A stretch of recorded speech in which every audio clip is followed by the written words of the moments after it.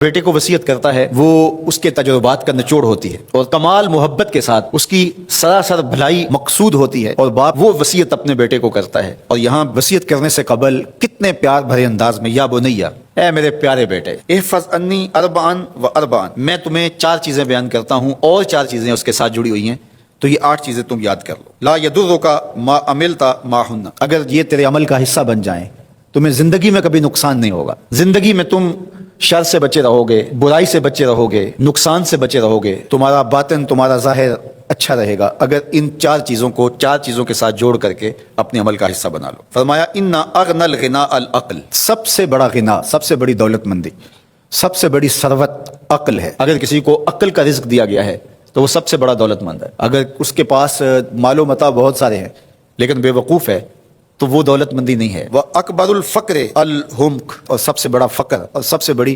محتاجی جہالت ہے۔ سب سے بڑی دولت مندی عقل ہے، اور سب سے بڑی غربت، سب سے بڑی غریبی اور سب سے بڑا فقر اور محتاجی بے وقوفی ہے۔ وَأَوْحَشَ الْوَحْشَةُ الْعُجْبُ، اور سب سے بڑی وحشت تنہائی، عجب ہے، خود پسندی ہے، اپنے آپ کو دیکھنا کہ میں بہت کچھ ہوں۔ جو شخص اپنے آپ کو دیکھتا رہتا ہے اور وقت اپنے آپ کو ہی لوگوں کے سامنے پیش کرتا رہتا ہے بنا سنوار کے، وہ تنہا ہو جاتا ہے۔ لوگ اس کی ان خوبیوں کا بھی انکار کر دیتے ہیں جو خوبیاں واقعتاً اس کے اندر موجود ہوتی ہیں۔ اگر پاؤ ہے تو اپنے آپ کو سیر نہ بتاؤ، لوگ پاؤ کا بھی انکار کر دیں گے۔ تو جو جس حالت میں ہو وہی حالت لوگوں کے سامنے ہونی چاہیے، بلکہ اس سے اگر کم ہو۔ شیخ سعدی نے ایک بڑی خوبصورت بات لکھی کہ تم برے ہو لوگ تجھے نیک سمجھیں یہ بری بات ہے، لیکن تم نیک ہو اور لوگ تجھے برا سمجھیں تو کوئی فرق نہیں پڑتا، تم اللہ کی نظر میں نیک ہو۔ اس لیے تم اگر سیر ہو اور لوگ تمہیں پاؤ سمجھے تو کوئی فرق نہیں پڑتا، لیکن اگر تم اپنے آپ کو پیش کر رہے ہو تو لوگ تمہاری اس حیثیت کا بھی انکار کر دیں گے جو تمہیں حاصل ہے۔ وَأَكْرَمُ الْحَسَبِ حُسْنُ الْخُلُقِ، سب سے اچھا جو حسب و نسب ہے وہ کیا ہے؟ میں فلاں ہوتا ہوں، میں فلاں ہوتا ہوں، میں فلاں کا بیٹا ہوں، فلاں قبیلے سے میرا تعلق ہے، میرا باپ بڑا امیر کبیر تھا، اپنا حسب نامہ اس طرح لوگ پیش کرتے ہیں، مجھے جانتے ہو کہ میں فلاں ابن فلاں ہوں۔ سید علی المرتضیٰ فرماتے ہیں بہترین جو حسب ہے جو آپ پیش کرتے ہیں وہ کیا ہے؟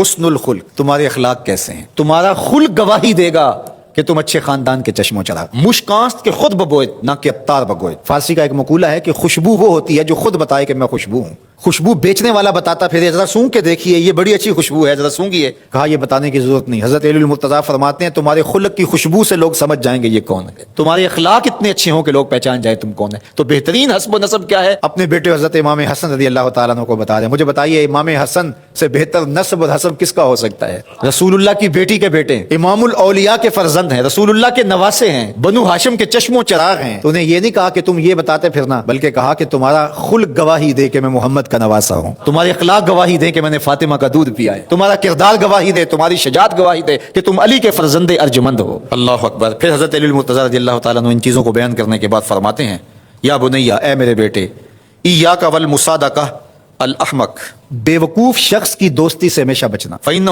یرید ان ینفعک فیضرک، وہ دل سے چاہے کہ تمہیں نفع پہنچائے لیکن اپنی جہالت کی وجہ سے، اپنی بے وقوفی کی وجہ سے تمہیں نفع نہیں پہنچا سکے گا، تمہیں نقصان پہنچا دے گا۔ کہا جاتا ہے کہ بے وقوف دوست سے دانا دشمن اچھا ہے، تو وہ اسی قول کا مفہوم ہے۔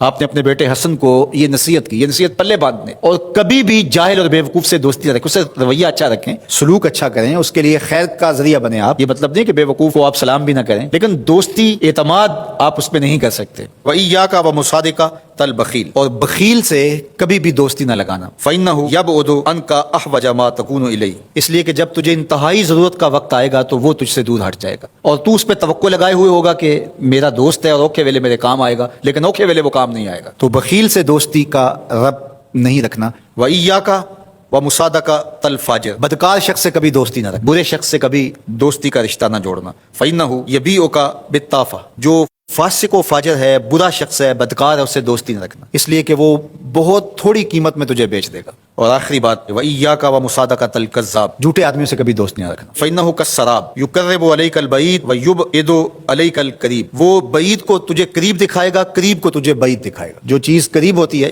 جو سراب ہوتا ہے تو دور سے پانی دکھائی دیتا ہے، لیکن جب قریب جا کے دیکھتے ہیں تو سراب ہوتا ہے، پانی نہیں ہوتا۔